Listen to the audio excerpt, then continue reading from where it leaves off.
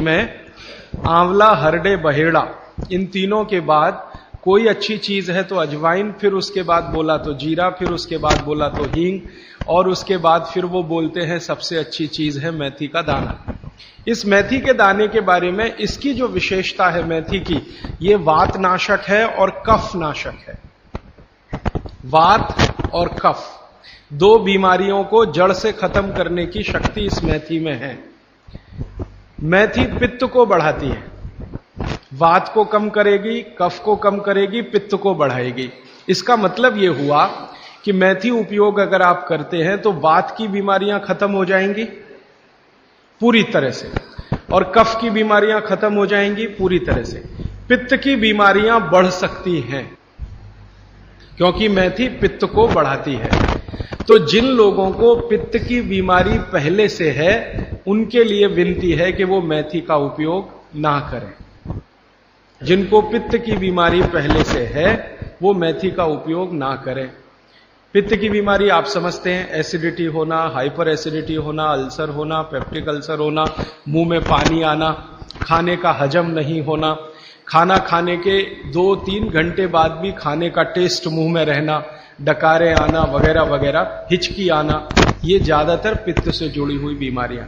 तो मेथी के लिए बागभट्ट जी कहते हैं कि पित्त के रोगी छोड़कर वात और कफ के रोगी इसको भरपूर मात्रा में ले सकते हैं। अब वात की बीमारियां अगर आपकी हैं, घुटने दुखना, कमर दुखना, कंधे दुखना, जोड़ों का दर्द हो, मेथी का उपयोग जरूर करें। अब आप पूछेंगे जी मेथी का उपयोग करने का तरीका बहुत सरल बताया बागभट्ट जी ने कि रात को 1 गिलास गुनगुने पानी में या गर्म पानी में 1 चम्मच मेथी दाना डाल दें, रात भर उसको रखें, सुबह उठकर मेथी दाने को चबा चबा के खाएं। चबा चबा के खाने का महत्व तो बहुत है।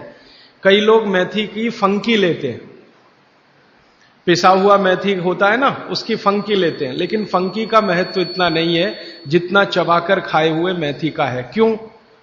कारण उसका यह है कि जैसे ही मेथी आप चबाते हैं लार बनना बहुत तेजी से शुरू होती है, क्योंकि मेथी का जो स्वाद है ना वो कटुक है, कषाय स्वाद है उसका। तो उस स्वाद की कोई भी चीज आप चबाएंगे बहुत तेजी से लार बनेगी, और वो लार मैंने आपको पहले ही बता दिया है आपके जीवन के लिए बहुत ही महत्वपूर्ण और उपयोगी है। इसलिए मेथी दाने को चबाकर खाने का असर बहुत गहरा और बहुत अच्छा होता है। तो आप मेथी दाना नियमित रूप से अपने घर में रखें, रसोई में रखें, उसका उपयोग करें।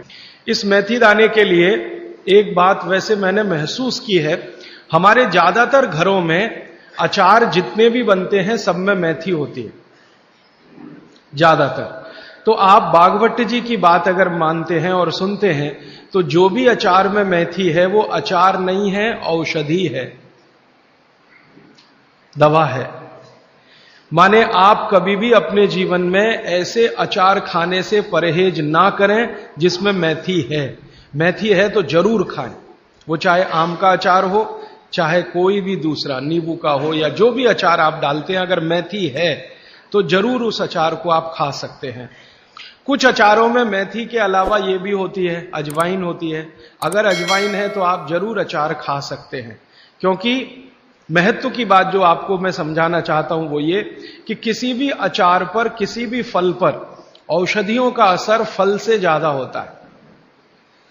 जो विज्ञान की बात है वो ये कि आपने अचार डाला, तो मान लो आम का फल था, आम के फल का अचार डाला, अब इस पे मेथी पड़ गई या इस पे पड़ गया ये अजवाइन पड़ गई, तो अजवाइन और मेथी दो ऐसी औषधियां हैं जो दूसरे के प्रभाव को बहुत कम और अपने प्रभाव को बढ़ा देती हैं।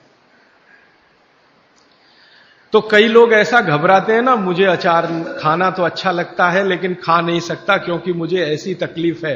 मैं आपको यह कहना चाहता हूं कि अगर मेथी पड़ी हुई है किसी भी अचार में और आप वात के रोगी हैं या आपको कफ की तकलीफ है तो बेझिझक वो अचार खाइए, तो अचार के साथ मेथी जाएगी। और अचार में पड़ी हुई मेथी का असर पानी की मेथी से कई गुना ज्यादा हो जाता है। मैंने जो मेथी आपको बताई वो पानी में रात को डाल के सुबह खाना, इसका जितना असर है, लेकिन अचार में डाली हुई मेथी का असर इससे कई गुना ज्यादा है, क्योंकि अचार में ये मेथी 5-6 महीने साल भर पड़ी रहती है। मेथी के बारे में बागभट्ट जी कहते हैं कि तेल में मिलाकर अगर आपने इसको रख लिया तो बात वही है कि अचार में तो तेल भी है, बिना तेल के अचार नहीं है। अब मेथी उसमें डल गई तो आप समझ लीजिए कि इसकी शक्ति जो काम करने की है वो 20 गुनी ज्यादा होती है, कम से कम 20 गुनी ज्यादा होती है। तो इसलिए अचार में पड़ी हुई मेथी जितनी पुरानी होती जाएगी आपको उतनी ही लाभकारी है। और ठीक यही बात उन्होंने अजवाइन के लिए लिखी है कि अजवाइन अचार में पड़ गई है तो आप समझ लो कि वो बहुत गुनी बढ़ गई है।